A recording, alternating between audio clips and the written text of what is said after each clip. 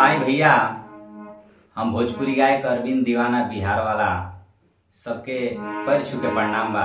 जे भी ये चैनल के माध्यम से देखता और ये चैनल पर देखी, गाना सुननी और लाइक कमेंट सब्सक्राइब जरूर करें प्लीज भैया।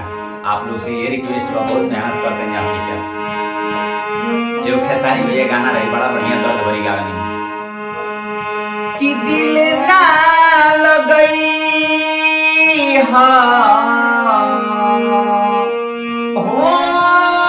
गोरिया रे,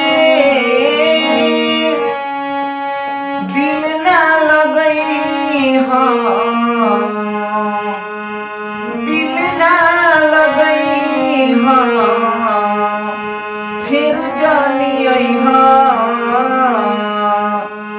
अब जा जा जा जान भूला जाइहा, अब जा जा जा जा जा जा जान भूला जाइहा कि हमारा प्यार के बदला में भोला का दिले बाड़ू हो। जब दिल बाड़ू हो तो दागा दिले बाड़ू हो। हमारा प्यार के बदला में बोलो का दिले बाड़ू हो।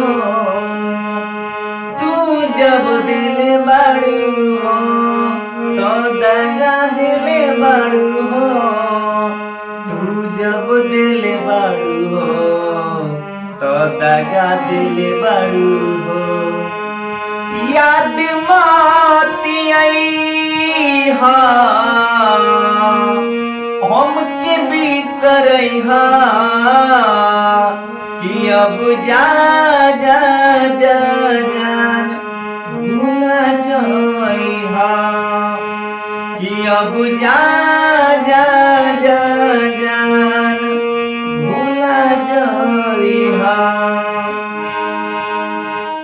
तोहरा के दे दीहनी करे जा काढ़ी के तो बहु ना जनलू कुछऊ हल चल खेसारी के। हो तोहरा के दे दीहनी करे जा काढ़ी के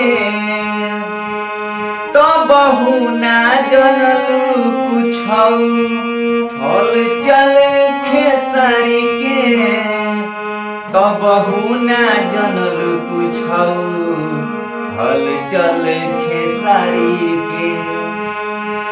जहरिया लियई